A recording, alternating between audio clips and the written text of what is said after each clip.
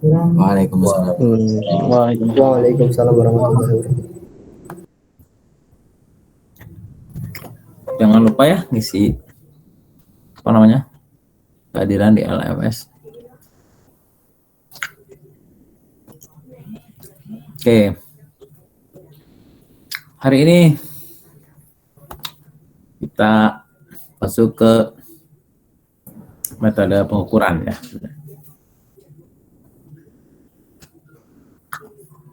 Anda bisa download ya ininya di LMS ya, materinya ya.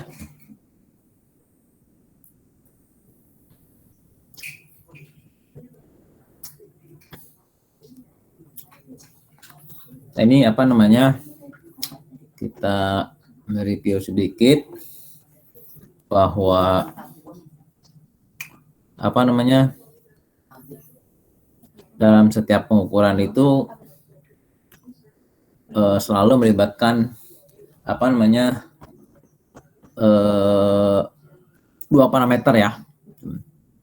Dua parameter yang selalu apa namanya terlibat, yaitu besarnya nilai ya dan satuannya atau unitnya.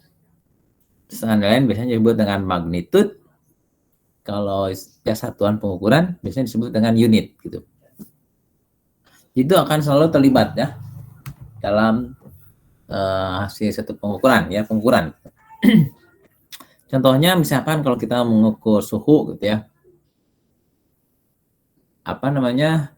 Misalkan jika suhu dikatakan misalkan 10 derajat gitu ya, 10 derajat Celcius gitu. Nah, 10 derajat Celcius artinya bahwa 10 itu adalah besarnya ya, besarnya pengukuran. Sedangkan Celcius itu adalah unitnya atau satuan pengukurannya. Kemudian sama juga ketika mengukur panjang ya gitu. Panjang meja misalkan 5 meter. Maka di situ terlibat beberapa meter ya, yaitu bahwa 5 itu menunjukkan magnitudenya, besarnya nilai, dan meter itu menunjukkan satuannya atau unitnya. Itu apa namanya dua parameter yang selalu terlibat dalam apa namanya pengukuran.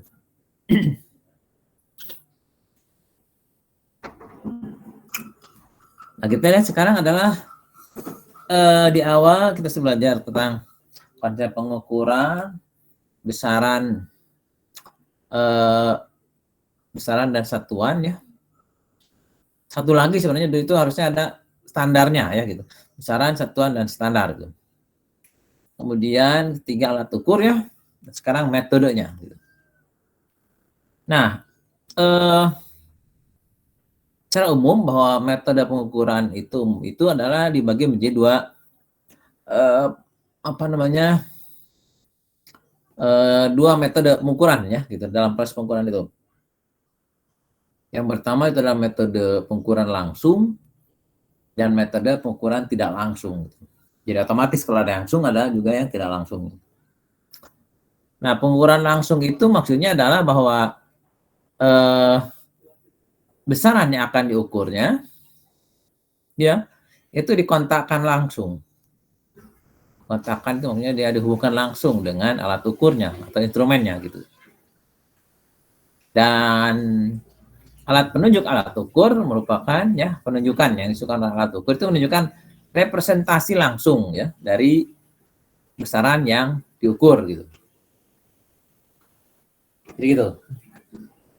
Jadi apa namanya pengukuran langsung itu pengukuran di mana besaran yang diukurnya itu dikontakkan langsung atau dibukan langsung dengan apa namanya pada alat ukur ya dengan alat ukurnya. Dan penunjukan alat ukur itu merupakan representasi langsung dari besaran yang diukur. Sedangkan metode tidak langsung dia apa namanya ininya tidak dikontakkan langsung ya gitu. Jadi di metode pengukuran tidak langsung itu di situ ada yang namanya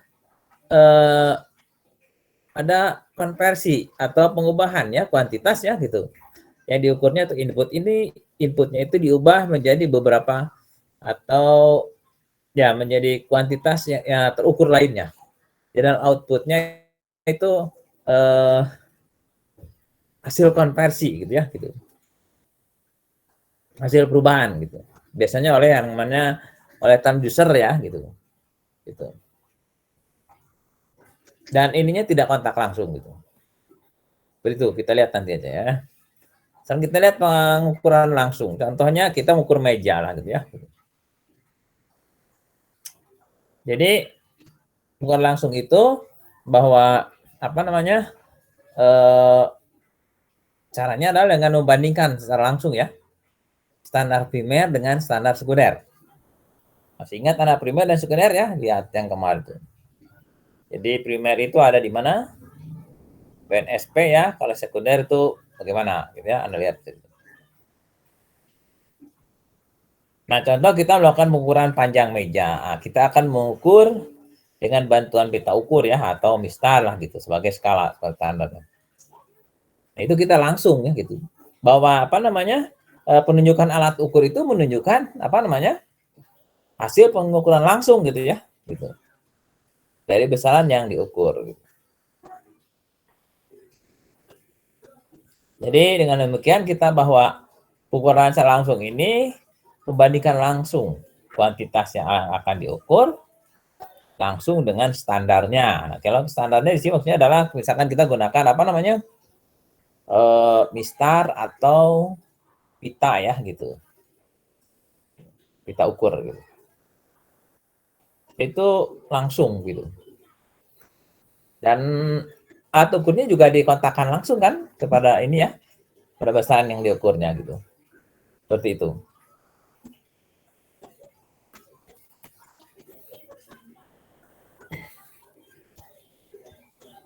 Begitu ya, gitu. Nah, kalau Anda lakukan seperti tadi ya, kita sering mengukur seperti tadi, maka ini kan relatif gampang ya, gitu. Ya tidak terlalu sulit ya, gitu. Jadi kita mengukur meja langsung saja, gitu. Dan akan tapi ternyata kalau menggunakan pengukuran langsung itu ada ininya ya, ada kerugian atau apa? Bahwa terutama adalah bahwa dengan metode pengukuran langsung itu kemungkinan juga hasil pengukurnya itu tidak terlalu akurat gitu. Kenapa? Nah di sini ada masalah tidak berarti ke alat ukurnya, tapi ke operatornya, manusianya gitu. Ya, gitu.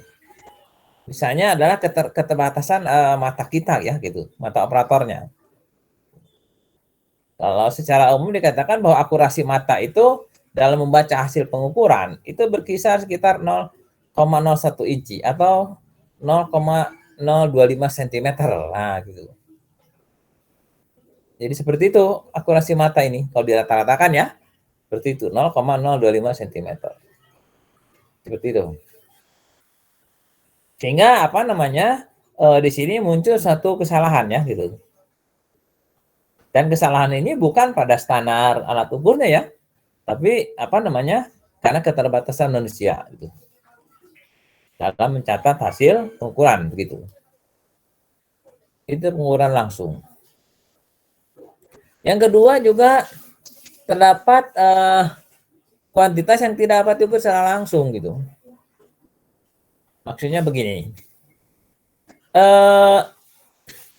Kalau kita punya apa? Punya batang atau apa ya? Itu atau kawat atau apa misalkan kita ukur. Kalau misalkan apa namanya? Batang atau balok atau apa misalkannya, batang terutama ketika diam itu kita mudah mengukurnya ya gitu.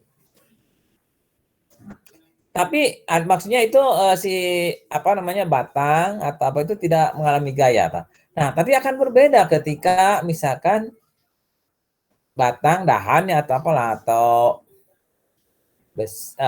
logam atau apa ya kawat itu misalkan tersebut berbeda kalau misalkan batang tersebut ada yang bekerja pada batang tersebut. Gitu. Jadi ada gaya yang bekerja pada batang tersebut, misalkan gaya putar gitu. Nah, seandainya batang tadi berputar atau bergerak gitu ya, nah itu menjadikan pengukuran langsung itu semakin sulit dilakukan gitu ya, gitu.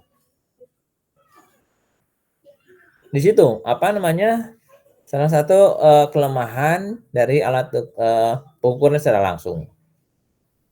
Jadi pertama kemungkinan tidak akurat karena keterbatasan dari manusia ya, bacanya gitu ya, akurasi mata manusia. Yang kedua karena ada juga ketika kesulitan ketika mengukur untuk objek atau basahan diukurnya itu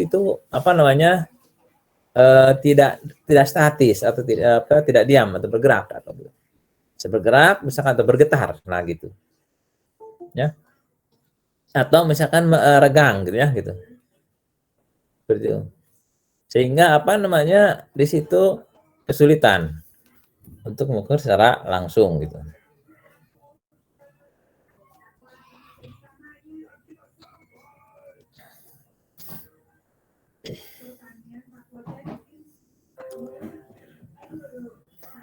Nah, itu terkait dengan pengukuran langsung ya, gitu.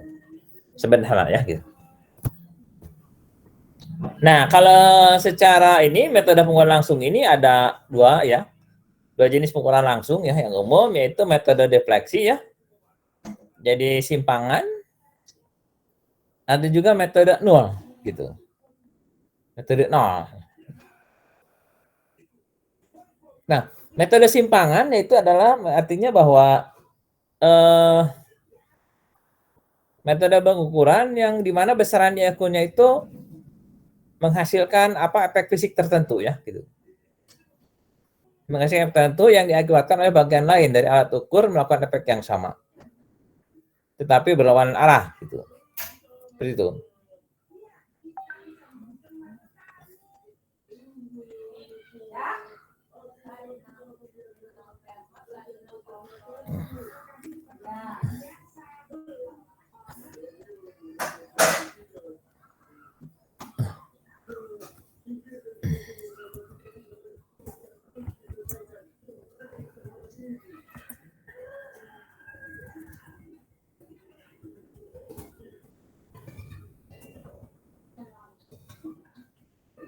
Bentar ya, ini ada Eki ini. Nah, jadi gitu ya. Jadi metode pengukuran langsung itu kalau menggunakan media deviasi itu adalah jadi besaran itu menghasilkan efek fisik tertentu ya, yang diakibatkan oleh bagian lain dari alat ukur melakukan efek yang sama, tapi berlawanan arah gitu. Jadi ada aksi ada reaksinya gitu. Nah, efek yang melawan ini atau reaksi ini itu dihubungkan dengan variabel tertentu ya gitu. Nah, ini pada umumnya disebut dengan simpangan ya gitu. Nah, jadi inilah yang yang dibaca oleh kita atau operator ya gitu. Jadi yang dibaca adalah simpangannya. Gitu. Nah, efek yang melawan ini atau reaksi ini itu akan terus berlangsung sampai mencapai titik kesetimbangan. Ya, gitu. Jadi kalau selama selum ini ini reaksinya gitu. Nah, kalau sudah sampai setimbang baru ya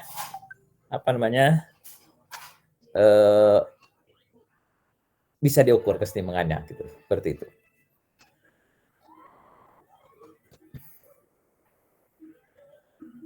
Itu metode deviasi simpangan ya. Jadi cara mengukurnya itu.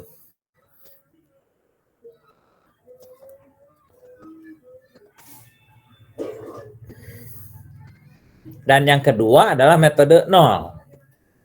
Jadi maksudnya adalah metode pengukuran langsung yang berupaya agar simpangan yang dihasilkan itu nol, dengan memberikan efek melawan terhadap efek besaran yang diukur. Ya. Besar efek melawan yang berikan merupakan analogi dari besaran yang diukur. Ya. Di sini misalkan pengukur tekanan bobot mati ya gitu. Nah, kebetulan ini contohnya ya gitu. Biasanya kalau di kendaraan-kendaraan, Anda bisa suka ditulis ya, di spesifik kendaraan itu bisa di samping, biasanya dilakukan oleh Dinas Perhubungan gitu. Misalkan ada atau kapal laut lah gitu. Ada ini ya, biasanya suka disebutkan bobot mati berapa ton gitu ya. Nah, seperti itu. Jadi itu pengukuran yang apa namanya dilakukan dengan memberikan suatu apa namanya efek ya gitu terhadap apa namanya efek besaran yang diukur. Ya, gitu. Jadi diusahakan tidak ada apa namanya mengurangi ini ya gitu. Dengan disebut dengan metode nol gitu.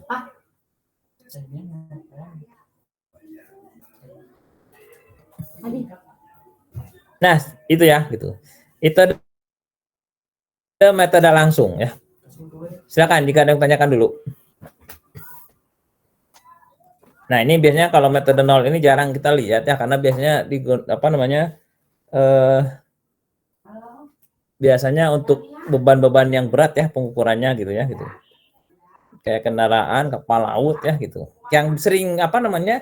Yang sering ini ya terdengar atau diinformasikan biasanya gitu.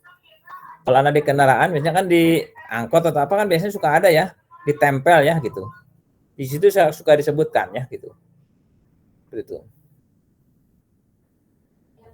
Halo? Gimana? Belum ada Pak untuk Oke pertanyaan. ya. Ya ini hanya ini aja ya. Nah, kita lanjut ke metode pengukuran tidak langsung ya.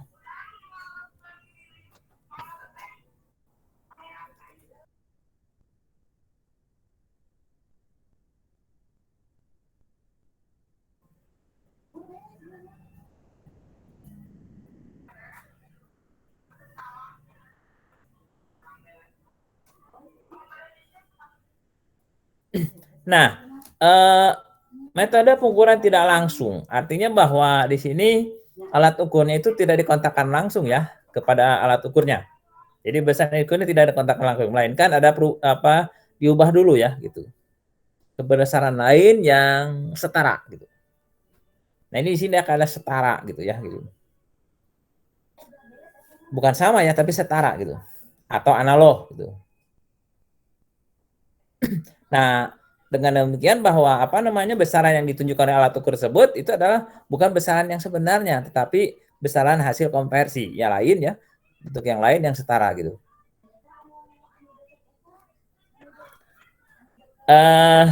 Nah dengan metode tidak langsung ini apa namanya pengukuran yang biasanya ke suatu sistem yang rumit itu jadi bisa dikatakan bisa mempermudah lah gitu ya gitu. Karena metode langsung ini bisa diartikan juga sebagai pengukuran yang apa namanya dilakukan pada objek lain ya yang memiliki karakteristik yang sama dengan apa namanya dengan objek yang akan diukur. Jadi maksudnya bahwa metode pengukuran tidak langsung itu bisa kita melakukan mengukur ke model tidak aslinya. Orang menyebutnya model ke model gitu ya gitu. Jadi tidak ke bentuk aslinya tapi ke dalam bentuk modelnya atau ke dalam atau orang menyebutnya simulasi gitu. Dari sistem aslinya. Gitu. Seperti itu. Orang mengatakan kalau ya yang tugas akhir saja misalkan anak-anaknya membangun sistem apa namanya gerbang otomatis gitu. Menggunakan apa namanya MCU atau mikro apa gitu ya. Dengan logika Fuzzy misalkan seperti itu contohnya.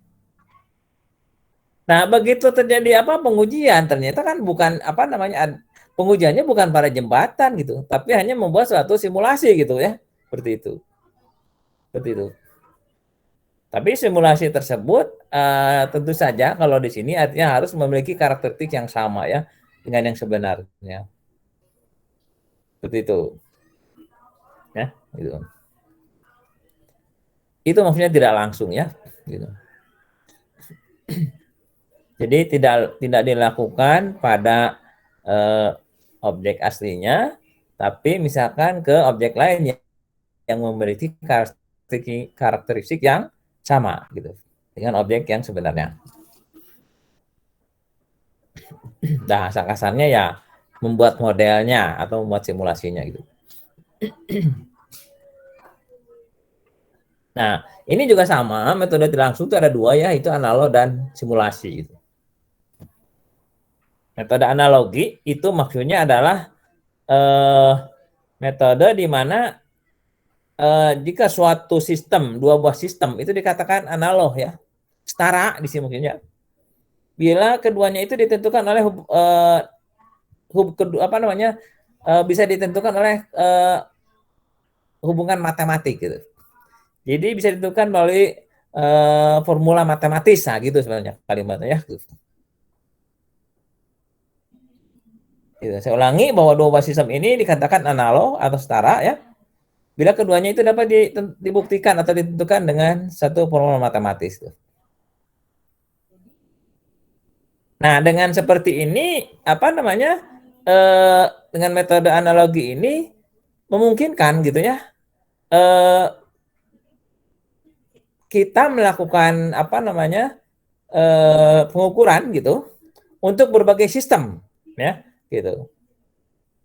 Jadi berbagai sistem dilakukan dengan suatu sistem saja gitu. Jadi kita buat analogi. Contohnya misalkan gini ya, akan kita lakukan di sini misalkan gini. Di sini ada sistem mekanik ya, kita kenal sistem listrik ya, sistem panas dan sistem fluida. Nah, dari sistem tersebut ternyata kita bisa buat suatu analogi untuk melihat sistem itu dengan cukup merancang atau menetapkan sistem listrik gitu. Nah, gitu. Kita artinya dengan menggunakan sistem listrik kita dapat membuat suatu analogi ya, pengukuran dengan metode analogi untuk sistem-sistem lainnya maksudnya gitu. Yaitu sistem lainnya itu adalah maksudnya sistem mekanik ya, sistem panas atau sistem fluida. Ini contoh yang akan disinggung di sini gitu. Nah, karena mengingat kenapa sistem listrik ini katanya relatif lebih mudah gitu ya, dan lebih cepat hasilnya gitu. Contoh di sini, nah analogi sistem listrik ya gitu. Dengan sistem listrik di sini kita bisa menganalikan suatu sistem lain. Contohnya di sini adalah misalkan mekanik. Gitu. Baik itu mekanik seri maupun mekanik paralel. Ya. Demikian juga panas dan juga fluida itu. Ini saya ambil contohnya singkat ya gitu. Contoh di sini analogi sistem listrik untuk misalkan mekanik ya gitu. Nah untuk analogi listrik sistem listrik analogi untuk sistem mekanik ini ada dua pendekatan, yaitu analog dengan arus ya, atau disebut dengan analog mekanik 1, juga analog dengan tegangan, disebut dengan analog mekanik 2 gitu. Jadi karena ada dua ya, jadi kenapa ini tidak bagi satu? Boleh-boleh saja ya, gitu. Cuman ini kan di sini arus duluan, kemudian tegangan. Jadi ini analogi mekanik 1, analogi mekanik 2. Jadi tidak mesti mutlak ini ya. Itu kan bagaimana ya sah-sah saja. Oke, gitu. Nah di sini Anda bisa lihat di sini bahwa di sini ada besaran analog ya, gitu. Analoginya di sini besaran analog secara listrik ya, tegangan V. Nah, analogi atau setara dengan di bidang mekanik ya untuk mekanik 1 ya, itu gaya arus ini adalah tegangan itu dijelaskan atau dengan kecepatan ya gitu pada gaya dan arus gitu. Jadi tegangan listrik ini ya, itu kalau di dalam mekanik ya, gaya arus itu ini setara katanya dengan kecepatan V gitu. Jadi kita menjelaskan tegangan setara dengan kita menjelaskan kecepatannya arus di situ. Gaya arus itu. Dan kalau di gaya tegangan ini ya gaya apa namanya ini setegangan V ini ya sama dengan gaya F gitu. Usaha ya gitu. Dengan mekanik yang kaitannya dengan gaya tegangan gitu.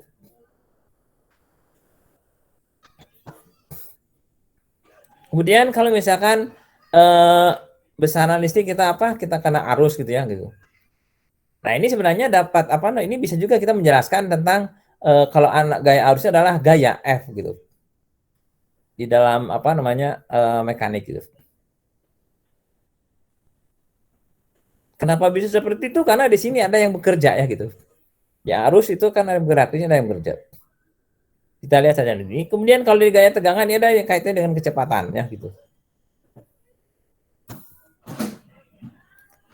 Kemudian untuk hambatan, ini kalau di gaya arus itu ada istilahnya viskositas, tapi ini hambatan ini berkaitan dengan kebalikan apa gesekan viskositas, yaitu 1/B gitu.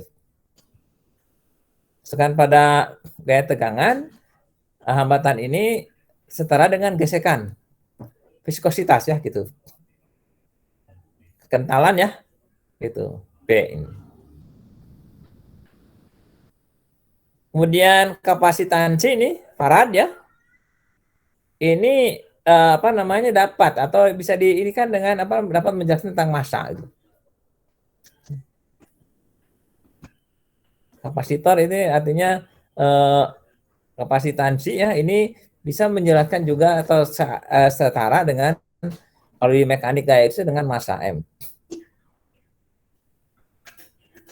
Kemudian kalau di analog mekanik 2 itu tegangan itu ini sama dengan compliance ya gitu. Yaitu kebalikan dari konstanta Pegas. 1/K kan gitu ya, gitu. Kalau konstanta Pegas kan K ya. Gitu. Kemudian induktansi ya. Henry ini sama dengan apa namanya kebalikan dari konstanta Pegas. Kalau di gaya arus, tapi kalau di gaya tegangan ini sama dengan massa. Jadi kebalikan dari sini ya gitu. Dari yang apa namanya kapasitansi ya gitu. Kemudian induk apa namanya muatan listrik kolom ini sama dengan kalau di setara ya bukan sama sorry ya setara ya. Kalau di gaya arus itu dengan momentum gitu. Dan kalau di gaya tegangan ini dengan sama dengan simpangan. Ini ya ini menurut apa namanya Philip ya gitu. Buku Philip ya gitu. Bahwa di sini apa namanya analog besaran listrik dengan mekanik. Ya, artinya setara ya gitu seperti itu.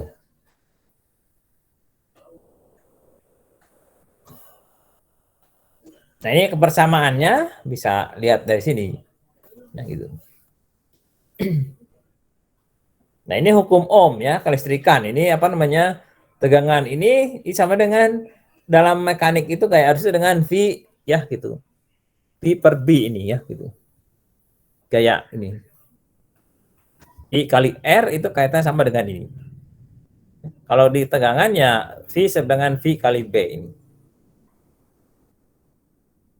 Ya ini Anda bisa ini yang ini. Kemudian di sini ada apa namanya hukum R kaitannya L dI per dt ya. Gitu. Ini dijelaskan dengan 1/K ini. Anda lihat saja rumus-rumusnya ya mirip banget gitu. Ini apa namanya yang menjadikan ini sistem listrik ini ya dijadikan sebagai apa namanya digunakan untuk menganalogkan sistem lain. Gitu.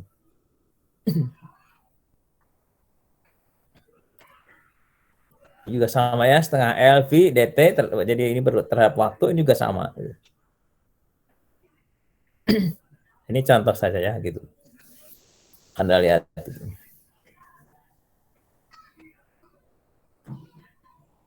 Daya VQ ya sama di juga ada daya V kali F ya gitu. F kali V. Energi kapasitor di listrik juga di ini ada ya energi kinetik ya. Atau gaya tegangan di sini ada Pegas gitu. Induktor di sini setengah Li kuadrat ini juga sama. Ini lihat rumusnya setengah VF kuadrat ya. Dan setengah MVV kuadrat ini energi kinetik ya gitu. Nah, apa namanya? Ini ya gitu, bahwa listrik ini memiliki apa namanya memungkinkan untuk menjadi apa namanya sistem yang dapat menganalogikan, menyatakan sistem yang lain, gitu. Saya tidak akan menjelaskan bagaimana detail ini ya, gitu. Seperti itu.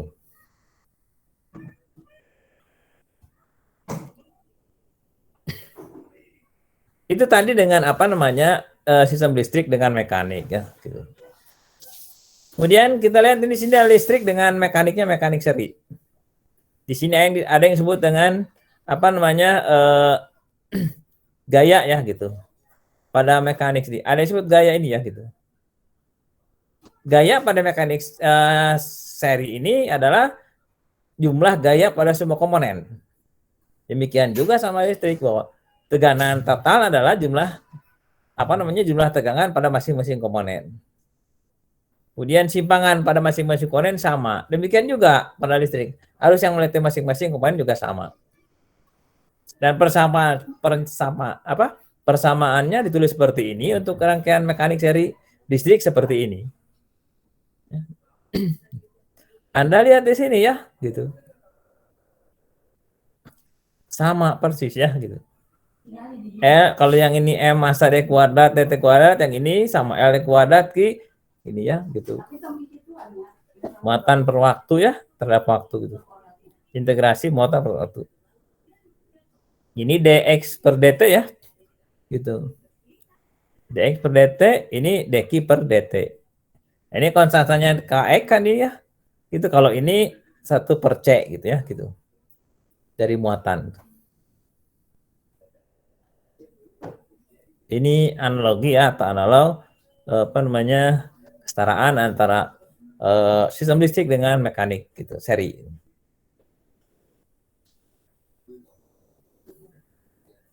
Kemudian kalau mekanik paralel ada yang disebut dengan di sini ya gitu.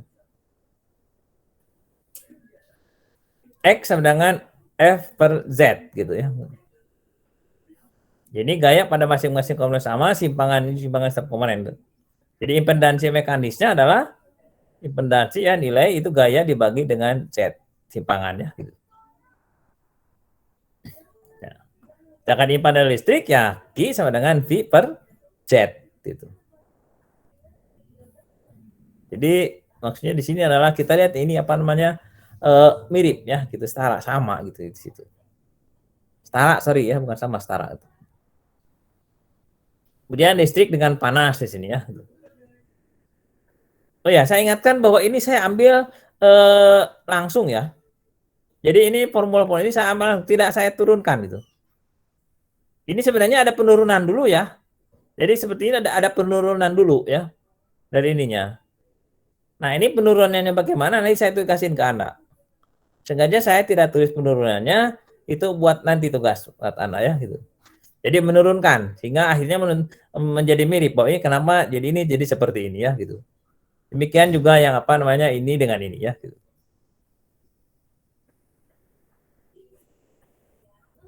Ini saya langsung hasilnya saja gitu. Nanti yang melakukan penurunan adalah Anda ya gitu. Mencoba belajar ya menurunkan gitu. Nah, ini listrik dengan panas gitu ya gitu. Dalam panas ada istilah perpindahan panas ya, baik itu konduksi maupun konveksi. Rumusnya seperti ini. T-nya suhu, ininya R-nya adalah hambatan. Hambatan T di sini hambatan bisa hambatan konduksi maupun konveksi ya gitu. Kemudian laju perpindahan panas Q gitu ya. Dan kapasitas panasnya C gitu. Nah, Anda lihat perpindahan di sini adalah ininya Q ya gitu. Q itu kalor ya, perpindahan kalor di situ. Panas gitu. Nah, kalau di listrik ini bisa kita apa namanya? Ini setara dengan rumus seperti ini, menghitung apa namanya? Ini arusnya, ini sorry ini bukan Q ya. Ya, yang di sini harusnya apa? Yang ini harusnya apa? Kira-kira? Halo?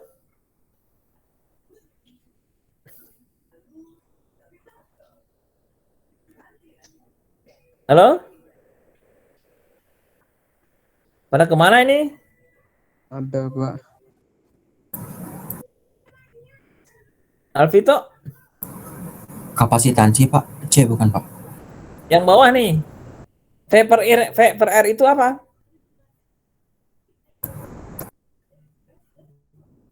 Kapasitansi atau arus?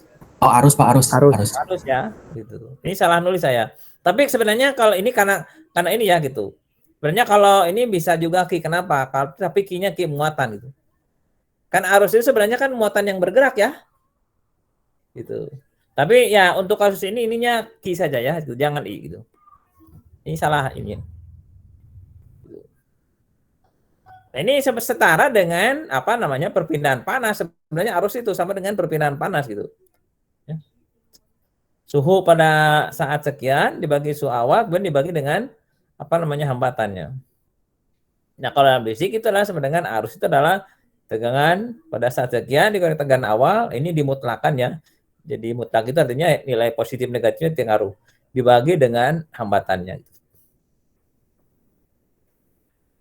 Seperti itu.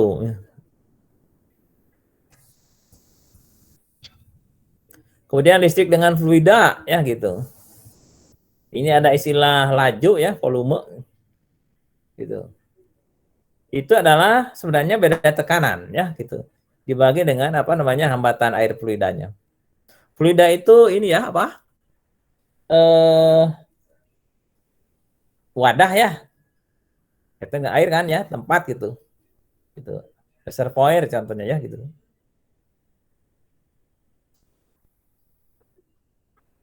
Jadi laju alunan volume itu sebenarnya apa setara dengan arus ya gitu. Gitu. Jadi digambarkannya dengan arus I ini. Delta V per R gitu. Tegangan dibagi dengan hambatan. Tuh.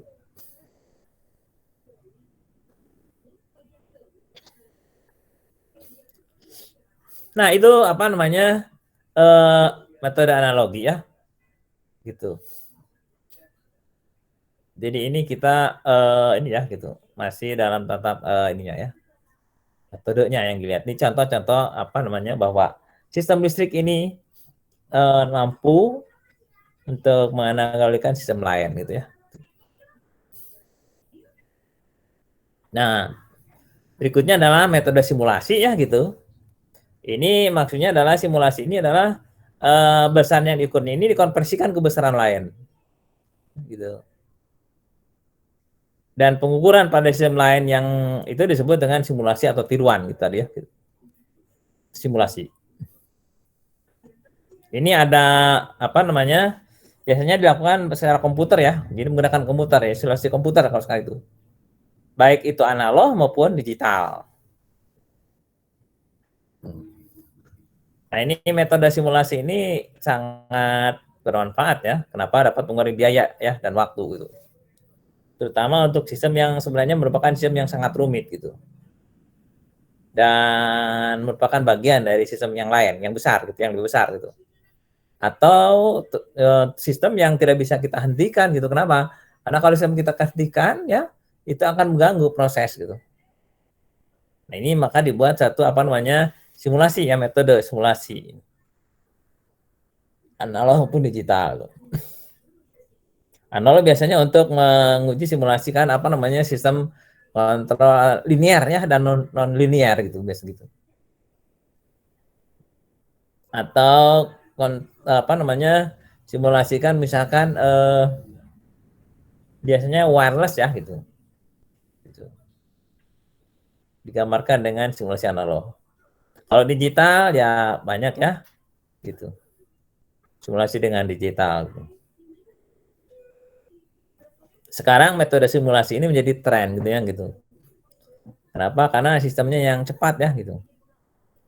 Dulu waktu Pak Mono masih aja suka sering membuat satu metode simulasi komputer ya tentang perhitungan listrik ya gitu. Power gitu. Simulasinya semuanya pakai software gitu ya. Seperti itu. Ya, itu metode simulasi. Menggunakan komputer. Nah, itu ya, apa namanya, tentang metode ya, bahwa dalam metode pengukuran itu singkatnya ada apa namanya, ada metode langsung dan tidak langsung. Metode langsung itu metode yang besaran ukurnya itu dihubungkan langsung dengan apa namanya, alat ukurnya. Dan metode langsung ini ada apa? Ada yang disebut metode deviasi ya, simpangan, maupun ada apa, metode nol. Kemudian tidak langsung ada metode analogi, ada metode apa, simulasi ya, seperti itu.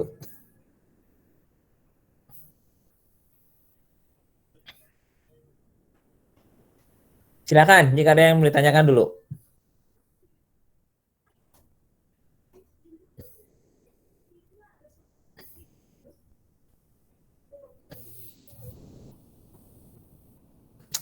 Tidak ada? Oke. Di sini kita kaitan dengan apa namanya, bagaimana kita melihat hubungan antara input dan output ya dalam sistem pengukuran itu.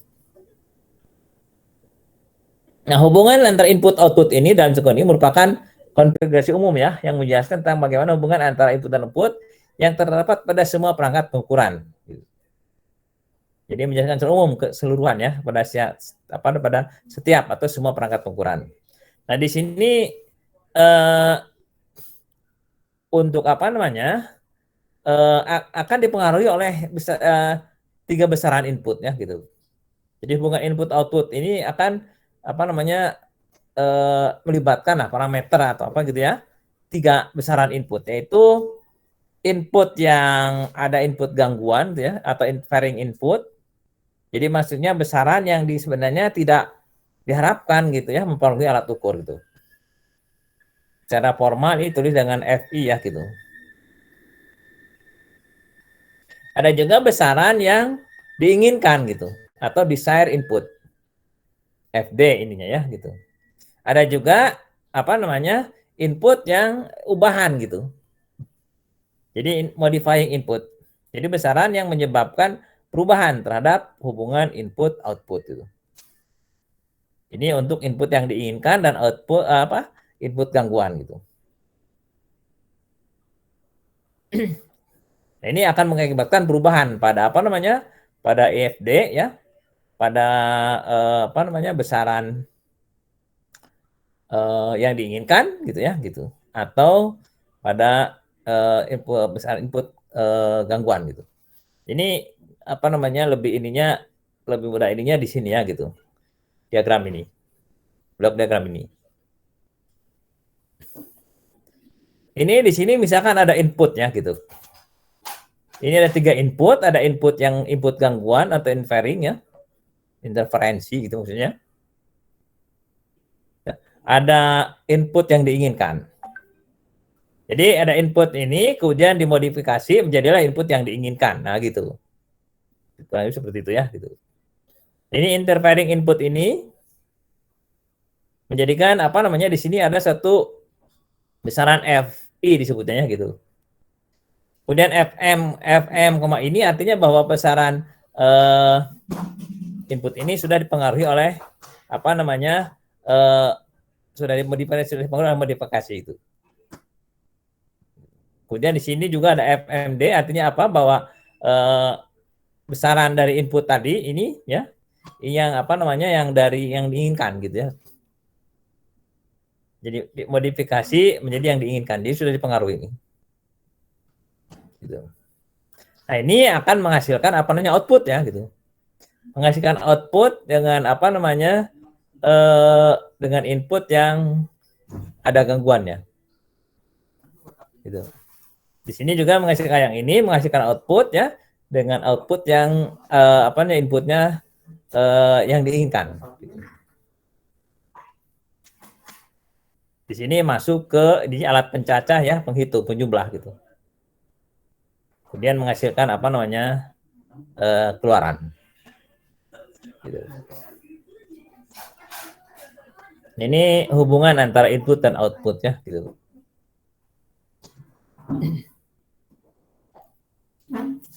Jadi ada yang gangguan, yang diinginkan, kemudian dirubah ya gitu, sesuai dengan yang diinginkan, modifikasi gitu. inputnya gitu ya, outputnya gitu. Apa namanya, yang ada gangguan dengan yang sudah diinginkan.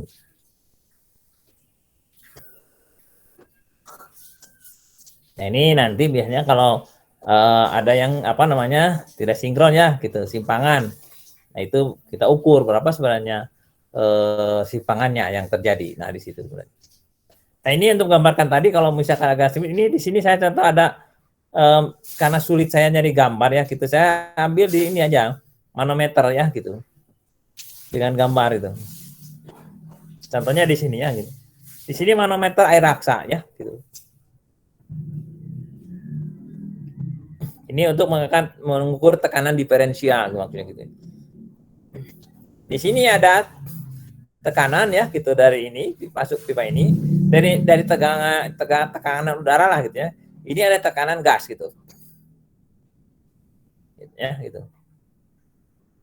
Nah, apa namanya? Dari kedua tekanan ini akan menimbulkan suatu apa namanya perbedaan ya gitu. Jadi input yang masukkan di sini dengan input yang di gas ini, tekanan gas ini akan mengakibatkan apa namanya suatu pergeseran ya gitu. Pergeseran skala. Kalau diukur ya, kalau di sini apa namanya akan menunjukkan suatu ini pembeda ya gitu, tinggi lah gitu. Seperti itu. Ya, gitu.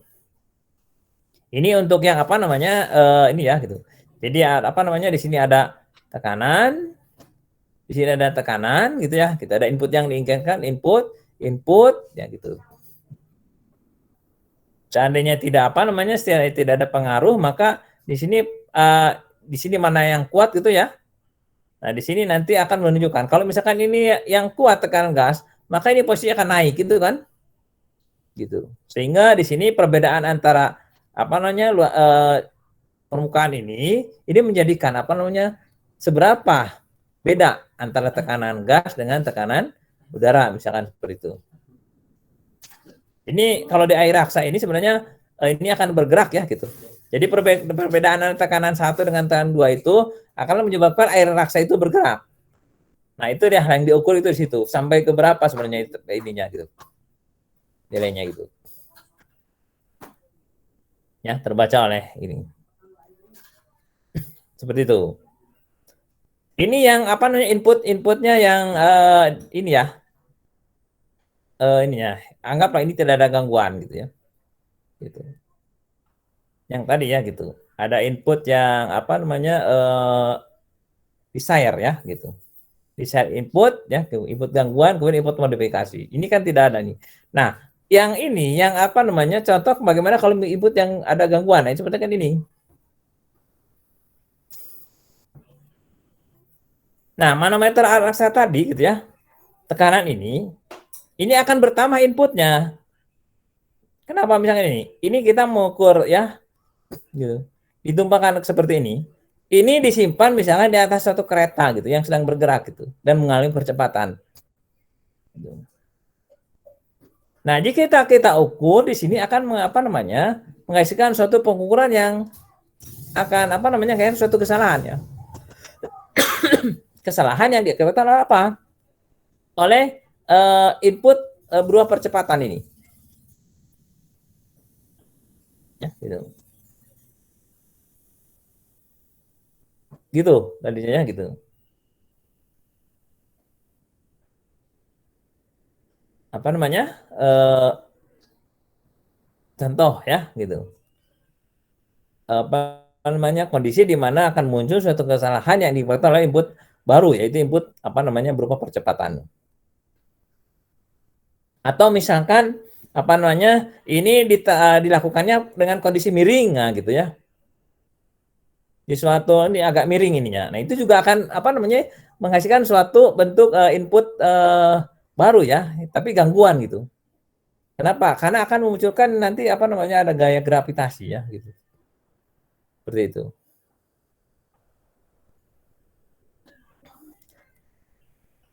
Nah, gitu kurang lebih ya.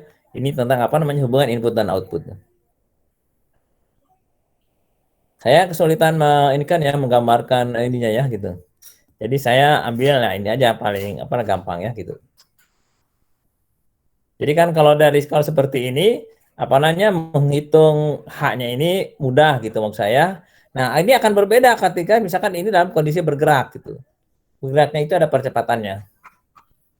Jadi nanti di sini akan apa namanya ada gangguan lah gitu ya gitu. Muncul kesalahan gitu. Kalau yang diam tadi aman-aman saja, H-nya bisa ini. Tapi kalau ini sedang bergerak, ini memungkinkan apa namanya ada input tambahannya, ya ada tekanan gitu. Bergoyang gitu. Entah tekanan dari sini atau entah dari sininya. Yang jelas kalau kita gunakan rumus Newton kan di sini ada apa namanya berarti ada gaya ya yang bekerja pada ini gitu. Baik pada roda di sini maupun pada ini ya gitu. Sehingga mempengaruhi apa namanya input ya gitu terhadap apa namanya input yang diharapkan ya input dan output yang diharapkan gitu.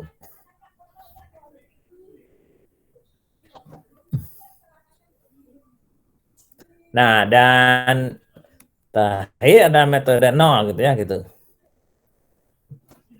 Nah, salah satu cara yang digunakan untuk mengurangi pengaruh input tambahan ya gitu. Kalau di sini kan kebetulan ini input tambahannya ya. Gitu. Nah, seandainya misalkan kalau kita dalam sistem apa namanya telekomunikasi atau apa ya gitu. Nah, ini saya agak kesulitan menggambarkannya ini ya, makanya saya gambar gitu. Nah, kalau dalam sistem-sistem ini apa namanya gimana caranya supaya mengurangi input tambahan tadi ya gitu.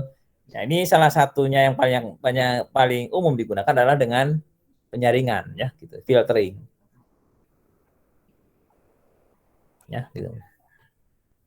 Ini sinyal yang masuk itu disaring gitu ya.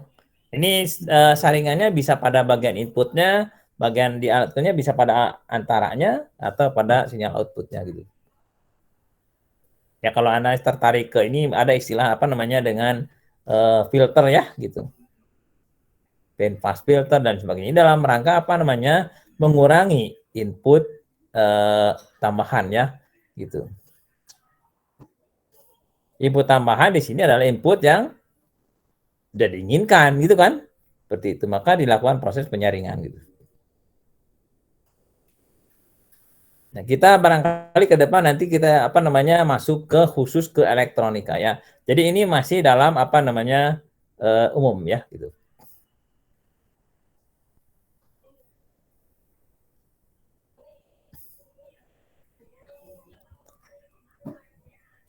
Dan terakhir ini kaitannya dengan respon sistem pengukuran gitu. Jadi pada intinya bahwa apa namanya pengukuran statis ya itu suatu besaran pada asalnya dilakukan jika besaran tersebut tidak berubah terhadap waktu. Ini kalimat-kalimat ini kan sedikit bingung ya gitu. Jadi maksudnya begini, bahwa pengukuran ini umumnya dilakukan pada kondisi apa namanya kalau terhadap yang diukur itu dalam keadaan posisinya diam, tidak bergerak, nah gitu ya. Jadi apa namanya itu lebih mudah dilakukan. Dan pengukuran akan menjadi sulit gitu ya jika seandainya dilakukan pada apa namanya objek yang diukurnya itu atau besarnya ukurnya itu berubah setiap saat gitu. Contohnya bukan proses itu misalkan karena ada getaran ya gitu. Getaran, pergerakan atau yang lainnya gitu. Artinya bahwa pengukuran menjadi rumit jika ada karakteristik lain ya, itu karakteristik transien. Maksud transien di sini adalah berubah terhadap waktu, tidak tetap gitu. Seperti itu.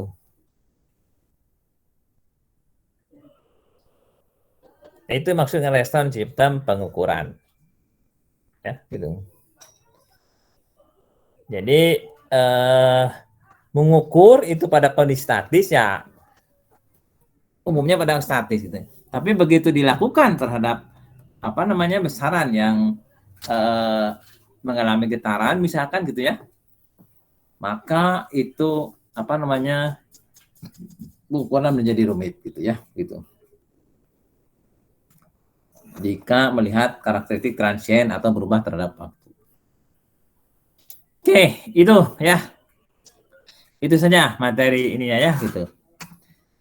Jadi itu sebenarnya materinya saya ringkas-ringkas ya gitu. Tidak secara detail. Nah, tapi dari itu ada tadi di situ tadi ada yang sebut metode analogi ya, analogi listrik mekanik, analogi listrik mekanik seri ya, atau di sini mekanik paralel. Kemudian ada analogi panas ya, listrik panas dan analogi fluida. Nah, di situ kan langsung muncul formulanya ya, gitu. Nah, ini untuk tugas pekan depan, Anda coba buat turunannya lah. Kok kenapa bisa jadi seperti itu? Ya. Itu tidak panjang, pendek ya, cuman maksud saya supaya Anda mengenal ya, gitu. Bahwa sistem listrik itu dapat digunakan ya, atau setara ya, gitu, dengan sistem lain. Kurang lebih seperti itu. Bisa dimengerti maksudnya? Halo? Izin bertanya, Pak.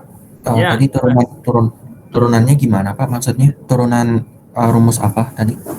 Nah, ini ya. Di sini turunan rumus kalau misalkan di sini tuh ini laju aliran volume ya, dengan di sini arus gitu. Ya, gitu. Jadi nurunkan arus dengan menurunkan laju volume itu sebenarnya kalau bisa jadi seperti ini seperti apa? Ya, asal mulanya. Anda lihat dari apa? Dari sini ya gitu. Nah, dari sini atau dari ini ya gitu. Sampai muncul bahwa hasilnya adalah seperti ini.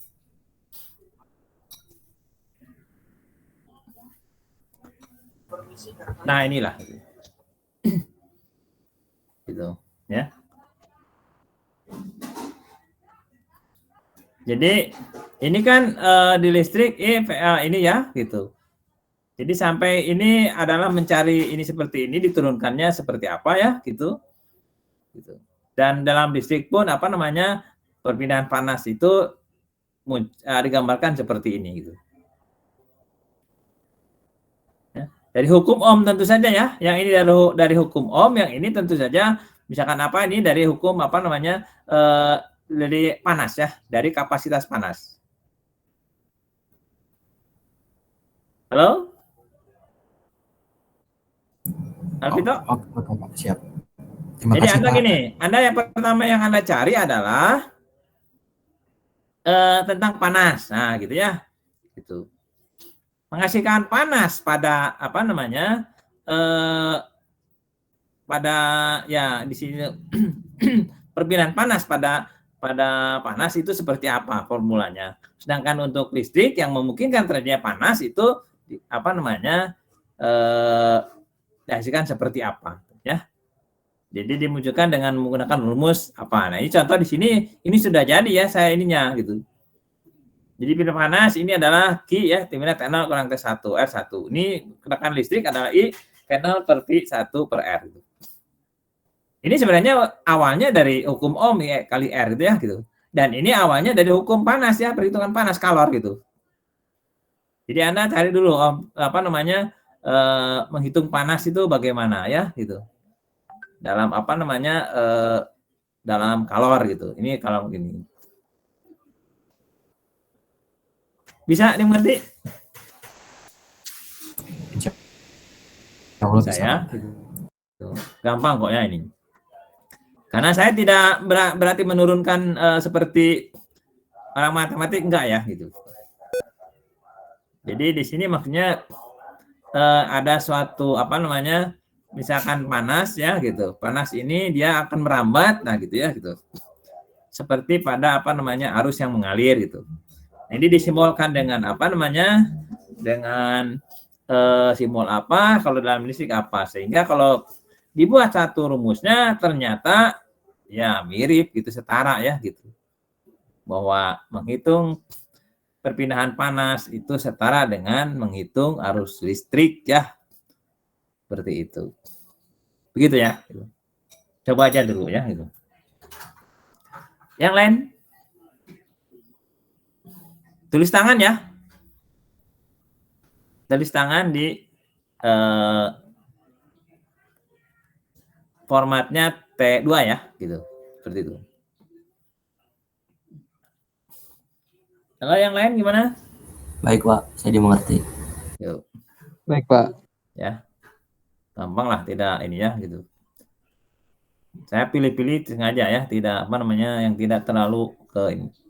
Ini masih dalam apa namanya umum ya, gitu. Belum ke apa namanya yang lebih ke elektronika. Supaya apa namanya inilah ya.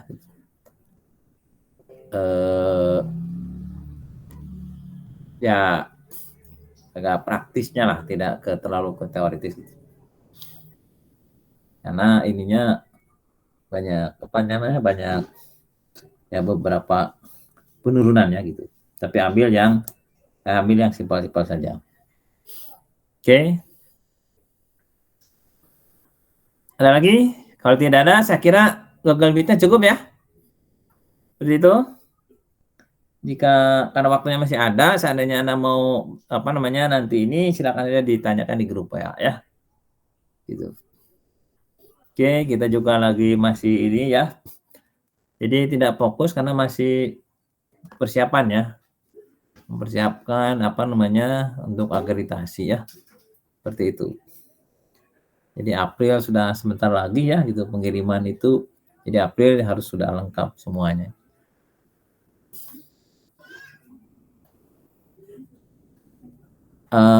Itu saja ya. Barangkali apa namanya tentang ini hanya berupa contoh-contoh ya. Fokusnya sebenarnya di materi hari ini adalah metodenya gitu ya. Tadi metodenya kan cuma ada apa?